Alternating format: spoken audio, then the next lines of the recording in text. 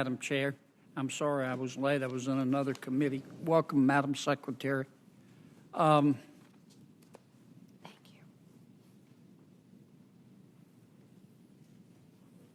I've still got a lot of work to do on your proposed budget, but I just wanted to offer a few top-line comments.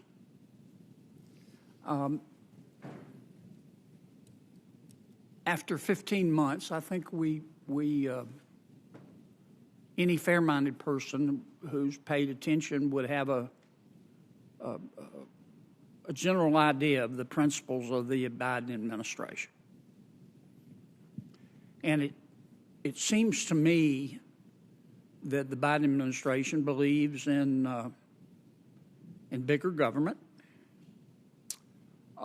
It believes in higher taxes. It believes in more regulation. It believes in more debt. Based on the president's proposed budget, it believes in a weaker military. Not by its words, but by its actions, I think it believes in higher energy prices.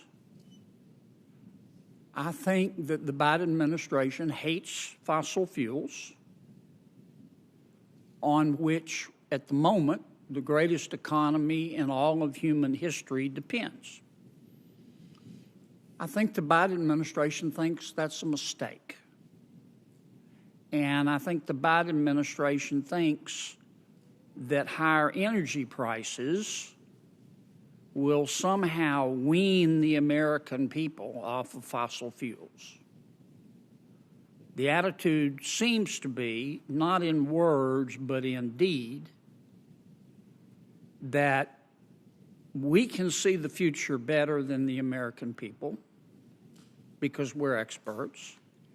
And the American people just need to take their medicine with these higher energy prices, and in the long run, they'll be better off because we'll use them to get rid of fossil fuels.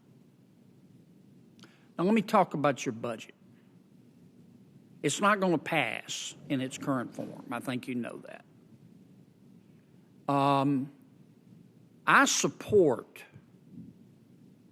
I support wind and power,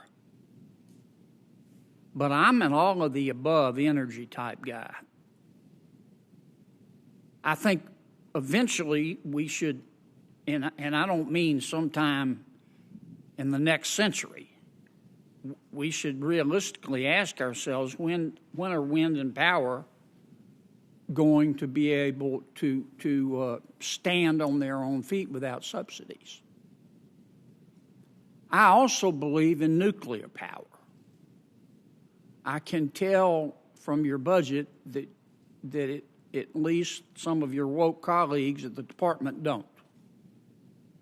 I also believe in in hydroelectric power.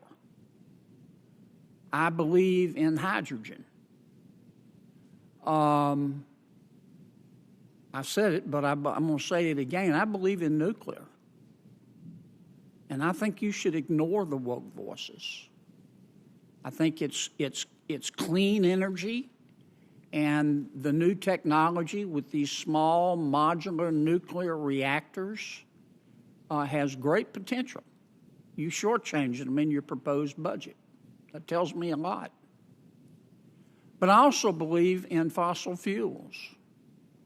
And I think it's wholly unrealistic, certainly now, certainly for the foreseeable future, and maybe forever, to think that this world can run without fossil fuels. I'm very disappointed in your budget at its lack of emphasis on geoengineering. I know your woke colleagues don't like geoengineering because they think it takes our eye off the ball of climate change. But I think that's a mistake. I think climate change is real. But I think it will be solved or lessened by American ingenuity. It won't be done by the federal government. I'm also disappointed in the fact that the department, and that's why I say it's clear to me the Biden administration believes in a weaker military. Your decision not to fund one of the major weapons that the United States has at a time when our security is clearly threatened. Now, I've given you a mouthful. It is good to see you, Madam Chair. I am sorry I'm late. Please don't construe it as a sign of disrespect. I'd like to hear what you have to say. Great. Thank you. Let me focus on a couple of things I think we can agree on. One is the importance of nuclear power and how it is an essential part of our clean baseload power, and we ought to be keeping the existing fleet afloat. And we just issued $6 billion in civilian nuclear credits to be able to do that, and to hopefully have as many of them stay operating as possible. But we've also got a $2.5 billion commitment in advanced nuclear reactors as part of the bipartisan infrastructure law column of our budget. That's number one. So we agree on that, and we want to continue funding the advanced nuclear reactors. Number two, we agree on hydroelectric power, and we want to see more dams, and we want to make sure that we are taking advantage of a form of energy that is clean, dispatchable baseload power. I would also throw geothermal in there in that same sort of category. With respect to wind and solar, your question about when they become essentially reliable baseload power is all contingent upon making sure that technology of batteries becomes cheaper. We have a goal, Earthshot, of getting down the price of long-duration storage by 90%. And when we get down the price of long-duration storage, essentially wind and power become clean, dispatchable baseload power. Here's where we don't agree. This administration believes in the importance of decarbonizing the fossil fuel industry. We know that we've gotten here for the past 120 years based upon fossil fuels. We acknowledge that.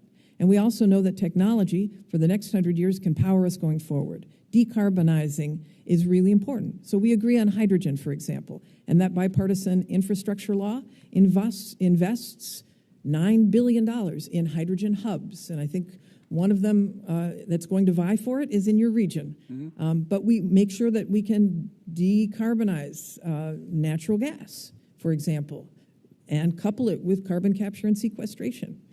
We're also big believers in the technology associated with direct air capture and other carbon dioxide removal strategies. That's another $3.5 billion in the budget. Do you mind if I stop you and ask you a question about LNG? I saw the president's statement. I want you to correct me if I'm wrong.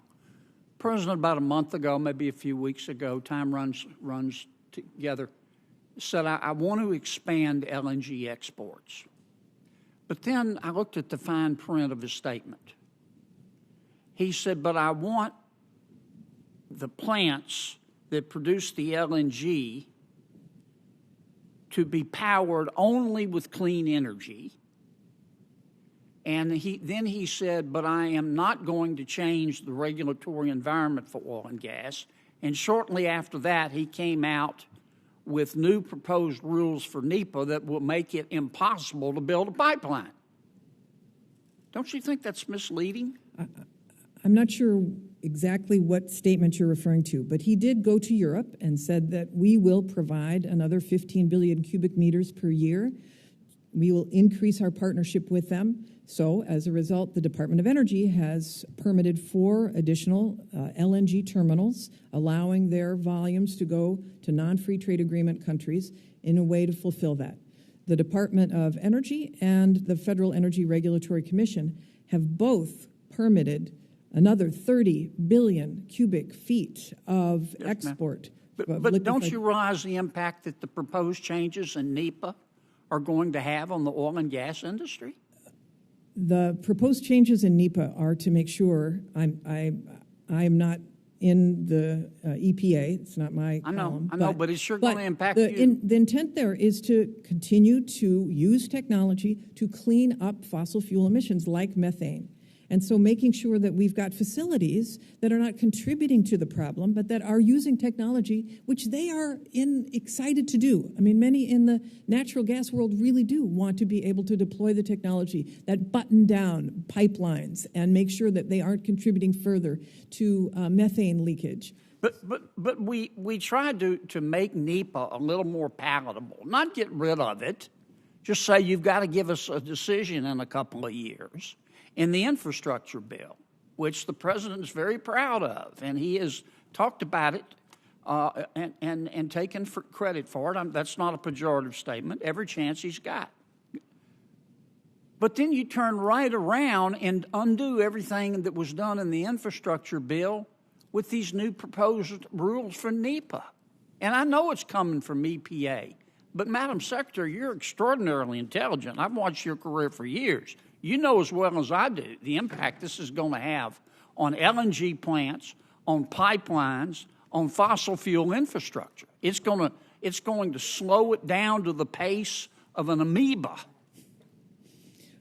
With respect, I fully disagree. Okay. I think that you can have, I think you can accelerate permitting and still respect the environment and not slow down the pace of energy production. Thank you, Madam Secretary. It's nice to see you again. Nice to see you, too. I'm going to call you about Mexico. Okay. They're confiscating our assets. We need to stop them. We're on it. I hear you.